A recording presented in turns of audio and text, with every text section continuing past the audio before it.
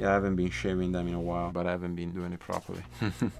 Test 1 2. Can you hear me? Do you want me to go louder or this is fine? I mean, you had Benny before me, so probably he was talking like this. I know a little bit. Well, you put me like Yeah. That beard makes funny noises in the mic. Well, if you can hear that, then I guess we're good. You know the statistic, right? The statistic of On beards. go on. How many times a day the average beard wearer touches their beard? No, but I would say it's probably in the hundreds. I think it's higher. I think it's in the thousands. I know, per day. Yes. That's a lot. Yes. That's a lot. I'm going to look it up right now. Shall we? Shall we look it up while you're thinking about stuff to say?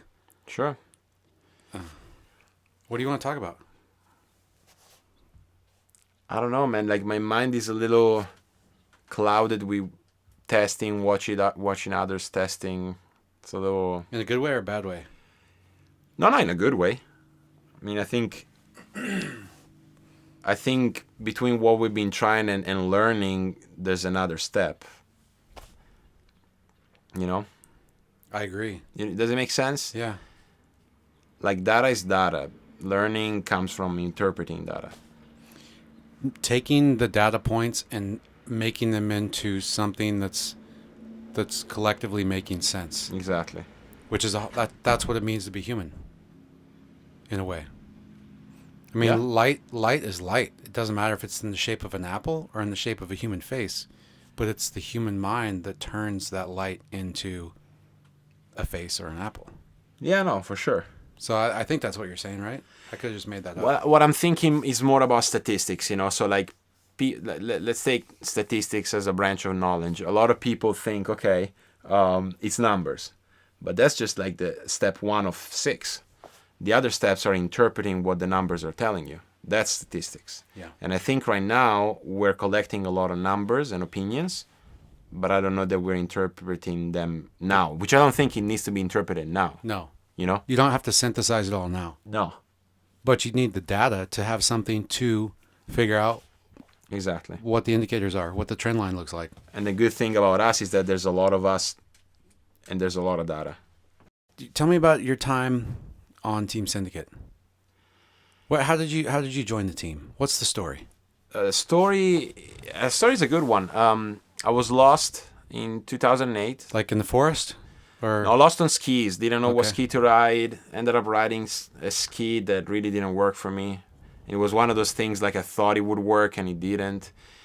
And then we got to 2009 and Jay Bennett told me, hey, Bob Lapointe designed the ski for a show. I just got it in the shop. You should try it. And the reason why he said that is that he saw me breaking the former ski onto one of his trees. And he said, okay, well, I need to fucking help this guy. And so he gave me an A1. And I tried it and it blew my mind. And really that ski brought me to run 39 more often, to run it in tournament a few times. And then in 2010, I was running it a lot of times. Thank you, Jay. Yeah, thanks, buddy. and then I got to France. We had like a little cash prize tournament there, and I won.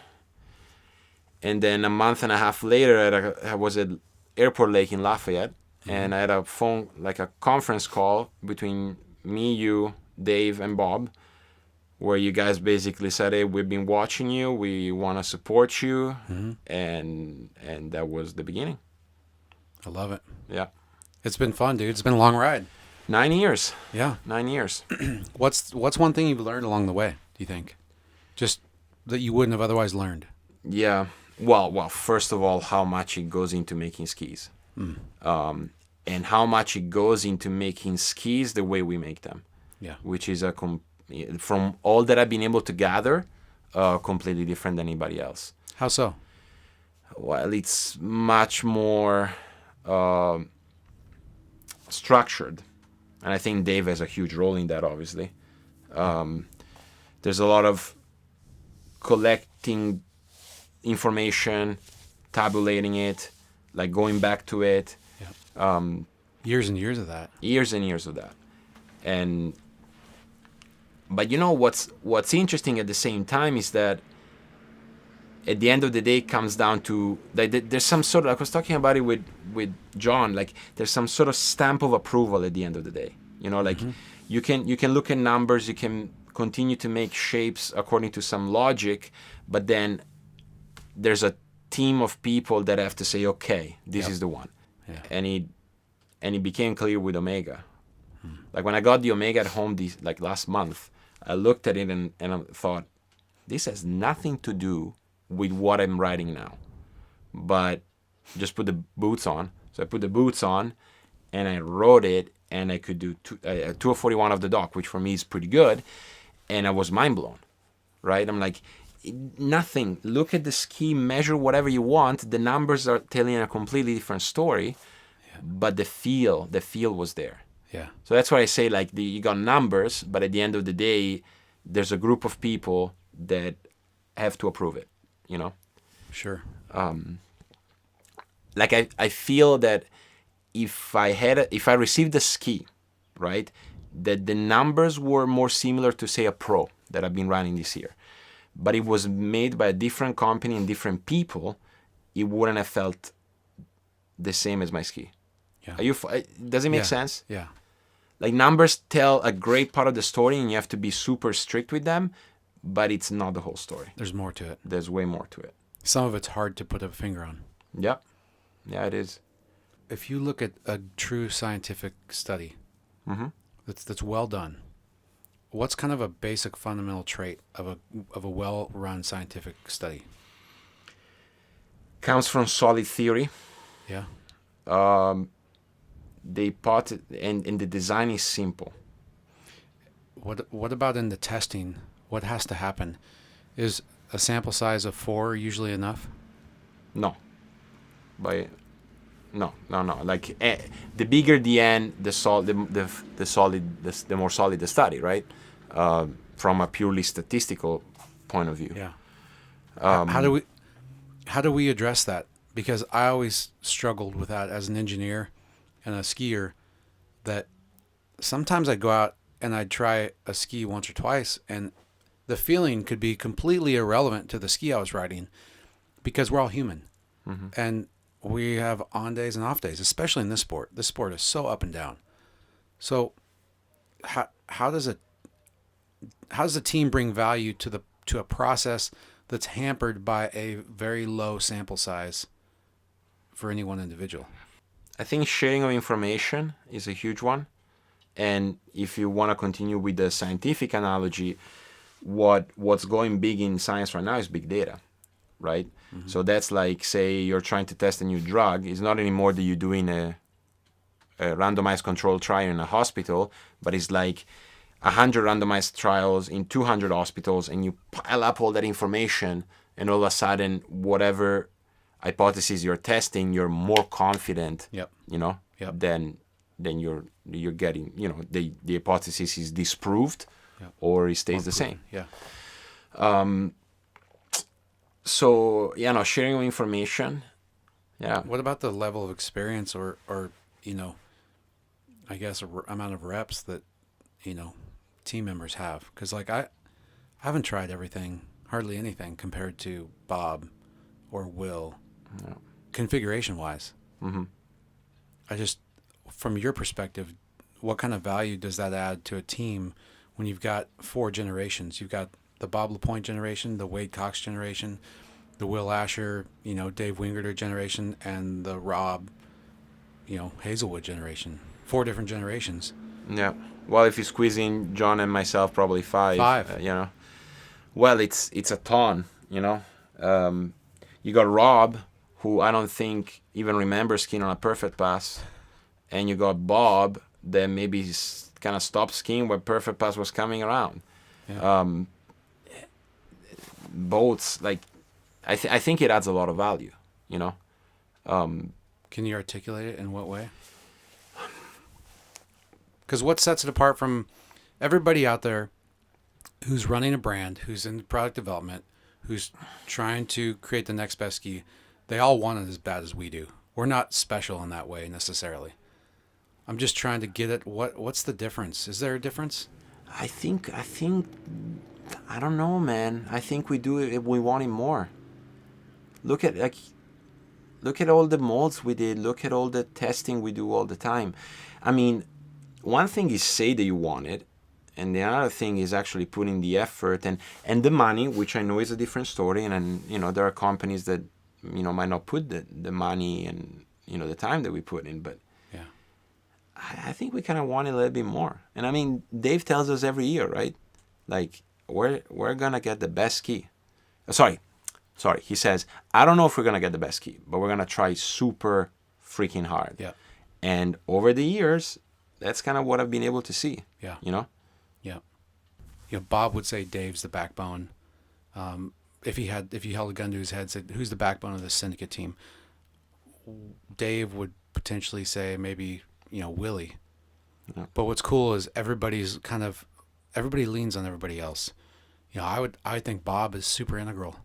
So you've got so many different people playing so many different parts, and then you collectively they all have all this amount of passion, and when you bring it together synergistically, it seems like it is an explosion of knowledge, experience, data, tries and reps, and passion. Yeah. And it's fun for me to be here with you guys. This is my home site. We built this lake 25 years ago, plus, and we've never had a meeting of so many top-level skiers I competed against: Chris Parrish, Will Asher, yourself. Yeah. Skiers that I looked up to: Wade Cox, Bob LaPointe. My brother gets to hang out and drive the boat for you guys, and my parents get to drink coffee with my childhood heroes, and it just everybody is like themselves. It feels like nobody's got a wall up, nobody's got to compete tomorrow or fly home the next day. I don't know, what's it like to be here this week? Well, it's funny because I do have the same shit. I look at you, I grew up with a Wade Cox poster in my bedroom, I still have those things, but then the way in which it's all very collaborative kind of puts it on the background, right? The egos kind of but then I was on the dock with Benny today, and I think in the boat it was like Bob, Wade, and Will. And he started counting shit, like 7 world titles, how many masters, And JT was getting ready to put his binding on to go ski. But then it was super normal. Yeah. Right, super normal. And what I like is that there's a lot of double communication, two-way. Two-way. Very much two-way. So Will listen to what I have to say, which you would think, well, what do I have to tell him, and certainly the other way around. No, I think the effort to get to that ski, whatever ski that is, it's very multifaceted, and I think you gotta have it. You gotta have it. That there's so many variables in to get to that ski, whatever that ski is. It's got to be a team effort. It has to be. I feel like the egos do get checked at the door here somehow, some way. We're all humans first. We're not 5-time world champions, 2-time Masters champions, or world champions. We're all kind of, and that's why you get the situation where everybody's voice has value. Yep. And then we also commune. I think that's I think that's the thing. This morning, after you had breakfast, CP came to me, and I mean, you realize CP has been in this game, for a long time. Like, he's been in water skiing for a long time. He's been on different skis at different times in his career. And then he looked at me after breakfast. He goes, "I'm freaking lucky to be part of this." And in my little mind, he's like, "Well, lucky. Like, you could, like you got the name, the scores. Like, you get Chris Parrish. Like, you can do whatever you want." Yeah. But for him to sort of go there's something going on here, and I'm stoked and lucky to be part of it. I'm like, okay, well then yeah. Not that I didn't know it before, but that's further confirmation, That is special. Yeah, absolutely. Did you read through any of the stuff on Ball Spray that folks wanted to hear more of from you? We talk about your podcast real quick. Yeah. I mean, we kind of did already, but pretty cool what you're doing. It's going well, man. What do you want to try to do with that? The goal is to bring it to non-skiing audiences, somehow. And I don't know that I'll manage to do it. And I should use we, because, so far I've been interviewing but the idea is to create content. Like, I think content creation is a positive sign. And I agree. I would venture in saying that in the last 2 or 3 years, broadly speaking, I see water skiing doing this, more pro tournaments, more people on the water, like more memberships, like, Yep. and if content creation is any sign of health of the sport, I think, I'm going to try to contribute. Yeah. Well, I think to your point, I've been through kind of the fall, late 90s, early 2000s, people coming in with money and passion, trying to save the sport. But ultimately, if you're putting money into something, you kind of want to say. But just because you have money doesn't always mean you know kind of how to move something along, especially something as nebulous as a sport like water skiing, which is not just a sport, it's a lifestyle. Most people just recreate and do it. We do it for a sport. Yeah. And so now it's kind of, I hate to say this, but I feel like it's almost it's coming back around in a potentially sustainable way. Yeah. Passion driven, like by people like yourself who it's not enough just to go ski anymore. No. That's fun, but it's not enough. And you're getting your PhD in sports psych, right? Yep. Yeah, it's going to happen. I got faith. Yeah, thank you. And then you're going to leave America, which sucks.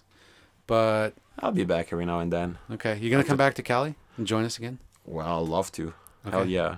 Okay. That'd be a great excuse to come back to the U.S. I guess we'll just have to trade. So now it's my turn to come to Italy. It is about time, man. Yeah. It is about time that you come and check out the old country. I'm ready. I hear so many good things. How hard is it to put on a pro event and ski in it? It's hard. It's really hard. Like, you don't put up a pro event with the intention of skiing it. Like, I've learned that over the years. Like, if you want to ski good at a pro event, you go to ski somebody else's event, exactly. But this was the 6th year, which is crazy to think about. And now my sister works at the lake, and she's been taking a lot on her shoulders. So actually this year, I didn't ski good at my pro event, or not as good as I would have liked, but I can't use the excuse of, because I'm the organizer, I was so busy. Yes, I was busy as hell, but not as busy as the previous years. Years past, yeah. Yeah.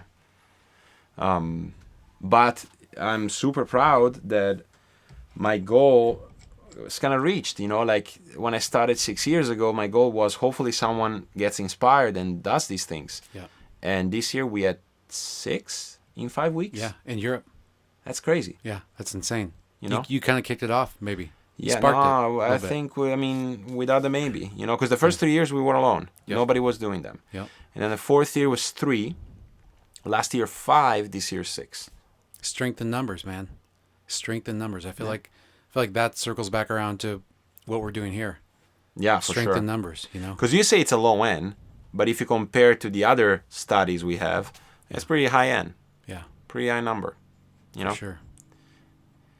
But at the end of the day, so you asked me what does the best study? Like, what is the best study look like? Yeah. Solid theory. Yeah. Good end.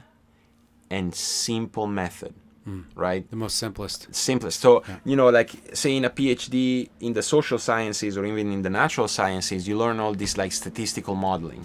But then you look at the top of the field, like top journals in science, like Nature, New England Journal of Medicine, like Lancet. They use the simplest statistics. Why? Because the theory is strong and the method is strong, right? It's a lesson for life, dude. And I think that what it translates into here is you collect massive data, but at the end of the day, if the feel is right, then you're onto something. Yeah, that's all that really matters. If the feel is right, you're onto something. Yeah. Who'd you look up to when you were growing up skiing? Who inspired you? Well, obviously Andy, how can you not,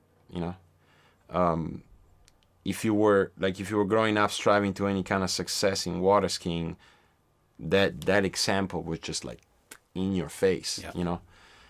And then I got to see him win in Milan and in Recetto, both worlds. I mean, Recetto was just unreal. Like I was like, okay, that's how you win a freaking world championship. Yeah. Third off the dock, early 3 ball at 41, takes his foot off, salutes the crowd. No, he knows he's enough, and sure enough, everyone after him, pluff, pluff, pluff, pluff. It was gnarly to watch. Inspirational. Oh yeah. But then in terms of like you know, like how I wanted to be as a skier, well, I had Matteo Ianni, like, you know, right at home. Mm-hmm. And yeah, like he was a big example for me. And then unfortunately, because of his back, he had, you know, I couldn't really ski anymore. And then I would say up to now, to this day, Carlo is still the person that will give it to me straight. Mm-hmm.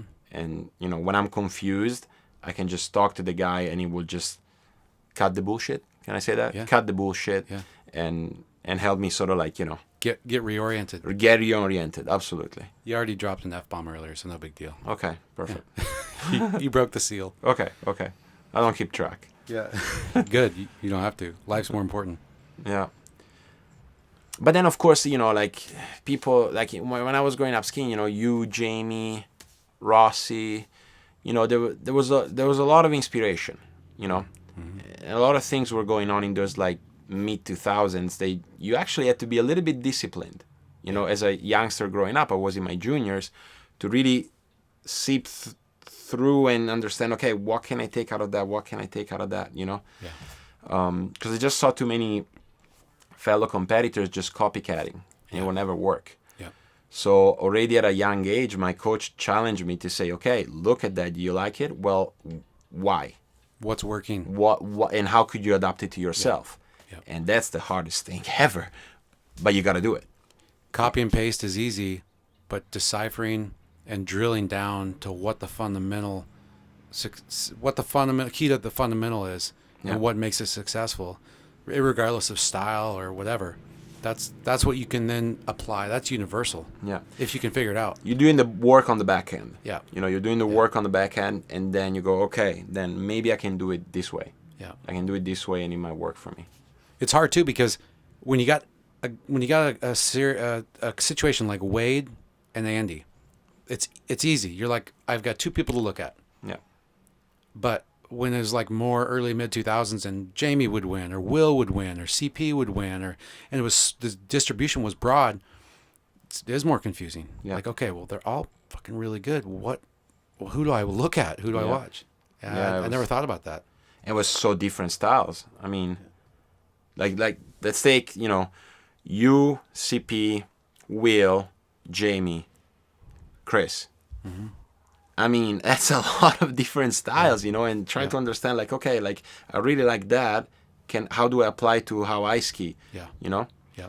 Because by the time I was like 17, I already skied for a while. Like, I wasn't willing, like, I was never of the idea of, okay, I need to restructure everything, you know?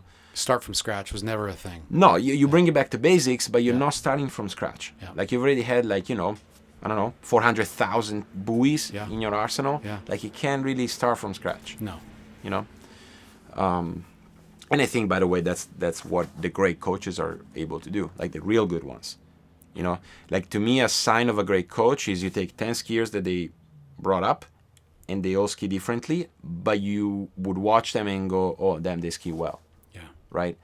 Then that's when you know that's a good coach. Yeah. You know? The mark of a good coach. Yep. Yep. If you see they're 10 skiers and they all ski the same way, I become a little bit suspicious. You got to have that nuanced eye to be able, and the understanding on the back end to be able to take what you see, process it with what you know and how the world works or how water skiing feels, and then output a response or a conclusion that can then be translated and shared with other people. Yeah.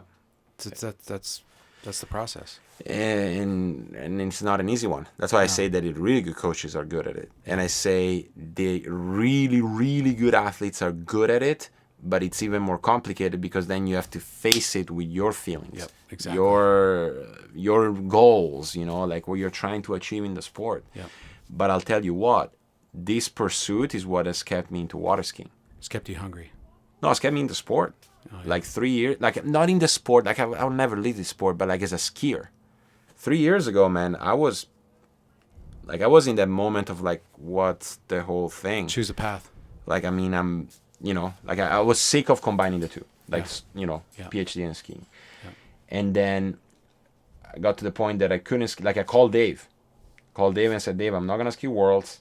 I'm going to ski 2 pro events if I manage. And he said, well, you're more to us than your performances. Yeah. Like, we need you. And What'd that feel like when the guy who runs the company says that? well, confusing and amazing, but also I got challenged, like, okay, we need you to now help us here, like to understand the product and to see where we're going. And that brought me to the lake. Like I was looking for a reason to go to the lake. Because put yourself in my shoes. Yeah. Like you don't have time to compete. You're not training as much as the others. Like, What's the point? what's the point? Yeah. And then now there was a point, and I got back, into trying to get to the lake, chasing daylight to get a set, to try some crazy stuff, and then report back. Yeah. And that kept me into skiing. Really kept me into wanting to get to the lake and ski. So I'm grateful for that. That's for sure. As a kid growing up, things are pretty simple. You ski because it's fun. You love the feeling. Yeah. As I got older, I would always have moments where I would get low, and I would lose I'd lose that eye of the tiger. You know what I mean? Mm-hmm. And then I'd get hurt, and it would always kind of recalibrate me. And it was weird that's what it took. Yeah. But then as I got involved, especially with Team Syndicate back in 2008, 2009, then I had another purpose. It was not just be a pro. It was help develop new product. Yeah. Help use your input, use your feel, use your talents on the water to inform the next evolution of ski design. As an engineer and whatever, that was super appealing. And what I found was what you just said. It gave me another carrot. So now instead of the one carrot to see how good of a skier I can be, I had another carrot. That if the see how good of a skier you can be carrot looked, withered and like you didn't really want to chase it, you had this other one. And it was like, I'm going to go to the lake because I just want to try a different ski, or I want to try this idea with one of my skis. And so that calling to something bigger than just yourself, to me, was very appealing. I think that's a big thing that we do at HO. Mm-hmm. So are we looking for that ultimate ski to run mad buoys at 41? Yes. Let's face it. Yeah. Or 43. Or 43. Yeah. But the other thing that we look at is to see how, like, it goes down the pyramid, right? Yep. Like, even this weekend, Dave was like, man, that thing, I can see that, your 28, 32, some buoys at 35 skier loving it. Well, there's a lot of people at that level. A lot. That's the middle of the bell curve. Yeah. Yeah. That demographic.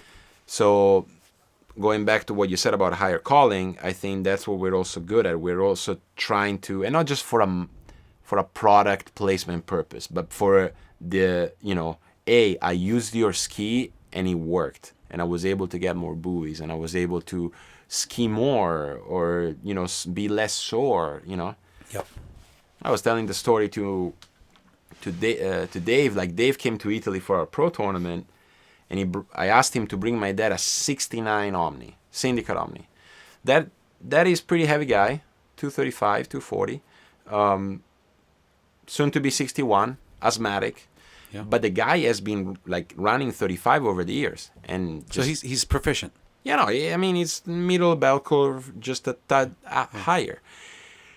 And he brought him this ski, and like Dave has been asking me how the ski has been working for my dad after 3 months. Like, he really wants to make sure, and He cares, yeah. And my dad has been going from 4 passes a day, one set a day, to 2 sets a day, 6 to 8 passes. Yeah. Stoked, Yeah. Yeah. And I think those are the kind of stories that keep you going. You know, when you're sore. I mean, Will was telling me today my biceps are falling off, man. Yeah. But you still take that extra set.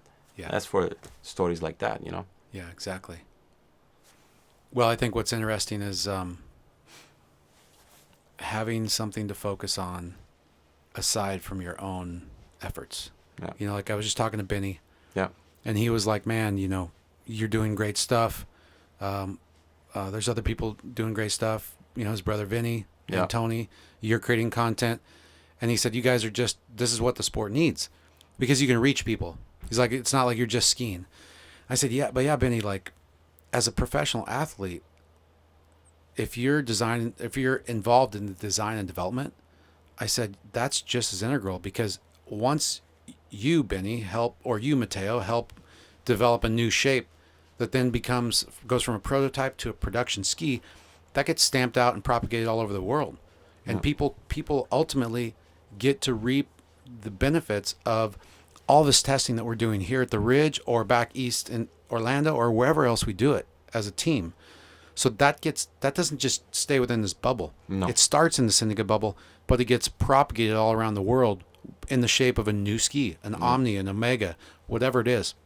And the last thing I'll say about that is I feel like professional athletes and sponsored athletes, that meant something different back in Carl Roberge's day when he was making a killing, and Bob and Chris and Andy and Wade, than it does now. Now people will slap a sticker on their ski if they get a free pair of gloves or they get a free ski. You know, they'll or you know, a boat sponsor, whatever. Like there's just the bar is so much lower now, and we are so much better as a society because of social media, whatever, to weed through the crap if we know it's an advertisement. So it's hard for I know it's hard for you. Like I don't just blast out my sponsors on social media all the time because it's not organic. Yeah. But it's a situation like this where you're not just skiing for the company, but your design, you have a thumbprint on the design of the new ski. You had input, you had emotion attached to whatever input you feedback you gave to the team that they put into the data that got synthesized into the new ski. Yeah. That's a completely different level of sponsorship because it's two-way street. It's not like, okay, what do I get this year? What's the new ski? I get to ride and I get to pedal to everybody else. It's like, no, you have skin in the game because you came to these testing sessions, these testing weeks. You had your input. You checked your ego at the door. You got to brush shoulders with everybody. And I just think that's different. I like to think that we're bringing more value than exposure. Like I think in those days, exposure was the big value that the pro skiers were bringing to their sponsors. Yep. I think now there's way more to it. Yep. And I want to think that that's better. I do too. For obviously for the brand, but also for the sport in general, right? If the group here was just bringing exposure to HO, would we have made that many shapes? Would we have brought the ski that far forward? I don't know. I don't think so. You know? Either. It's got to mean something more than just selling a ski. Yeah. No, for sure. For sure. No, I think you bring a good point. Like the investment of pro athletes nowadays, it's much more. It's much more, really, across the board. You know. Yeah. What else you got to say, dude? I don't know, man. What I gotta say is that you gotta speak in front of my shitty little $20 mics, and I want you on my podcast. We're doing it. We'll do it. We gotta find like an hour for you to answer my questions. Yeah. Whatever questions I come up with on spot. I will answer. I will rapid fire. Let's do it. I got a question. Yeah. What's your favorite color? Probably red. What's red times 12? Fucking hell. I have no idea. What's the answer? What's the first number you think of? About 36. Okay, that's good. So red equals 3. That's. We're doing some wacko math here to figure it out. Sometimes that's what ski development feels like too. Like you have all the theories and all the science behind it, but then you're like, sometimes it just, like you said, comes down to a feeling. Yeah. That you can't explain necessarily. Sometimes you don't have to, but sometimes it's just a feeling. But then what's weird about it is that everyone else can see it. You would think that if it was a feeling, nobody else could see it, right? That it And would it would just- stay this isolated thing. Yeah. And then over the weekend already, we skied for a day and a half. Someone would have a great feeling, and everyone else was able to see it, whether from the dock, on boat, on the roof of your dock, like whatever. People would go like, you know, there's something there. Yeah. And the skier will come back like, there's something here. Yeah. But then you go and try to explain it, and neither the observer nor the skier can freaking just point the finger on it. That's what makes our sport so special, I think, and Yeah. so addicting. Yeah, I think so. Well, think dude, so. thanks for joining me. It was fun. Of course. Yeah, we're gonna do it again, and Yeah, I'll sit in front of your nice microphones, and we'll chat too. We gotta. We'll do we it. gotta. Yeah. Like a little hour of conversation, you know? I don't know if I want to be as high on the blood alcohol content as Nicholas was, but because he had a few drinks in him. Yeah, but not excessive, you know? Like, No, he can handle a lot. He's a big guy. yeah, and you know him. Like, in front of the mic, the guy freaks out. So He froze up a little bit. Yeah, But he but did. you're gonna give him another shot, right? But you know what's funny? Yeah, but the funny thing is, like, everyone, all my friends called me and said, the guy didn't answer a single question you asked him, and yet it was a great interview. Yeah. That is And it interesting. was the most listened to Yeah. to this little month and a half that I've had the podcast. Yeah. So I don't know what that says. I don't know either. It usually you don't even ever have to figure out what it says. You just have to continue pushing forward. That's what I'm doing. Find the trends. And you're the and next one. I'm in. Yeah, let's do it. All right, we'll do it in a bit. Are you hungry? You like Okay. You like Mexican?